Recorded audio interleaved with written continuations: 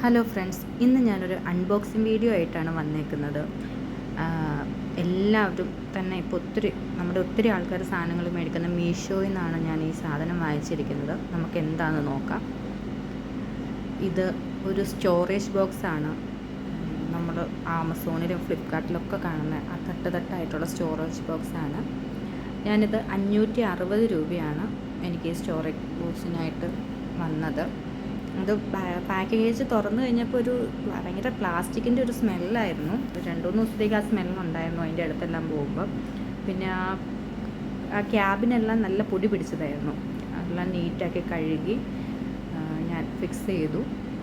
നല്ല യൂസ്ഫുള്ളാണ്. ഞാനിത് യൂസ് ചെയ്തത് പിള്ളേർ ഡ്രസ്സസ് വെക്കാനാണ്. അപ്പം അവരുടെ ബനിയൻസും അവരുടെ നിക്കറും അതെല്ലാം നമുക്ക് നല്ല സൂപ്പറായിട്ട് ഒതുക്കി വയ്ക്കാൻ പറ്റും.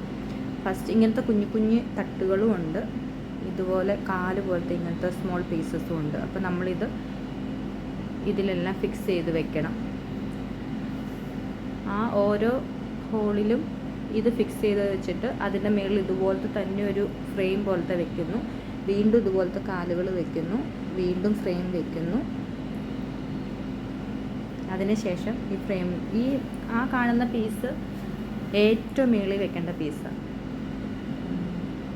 എന്നിട്ട് നമ്മൾ ഇതിൻ്റെ ഇടയിലൂടെയാണ് ആ സ്റ്റോറേജ് കയറ്റി വയ്ക്കുന്നത്. നല്ല യൂസ്ഫുൾ എന്ന് പറഞ്ഞിട്ടുണ്ടെങ്കിൽ നല്ല യൂസ്ഫുള്ളാണ്. പിന്നെ ഇത് നമുക്ക് എല്ലാവർക്കും അസംബിൾ ചെയ്യാൻ പറ്റുന്നതാണ്.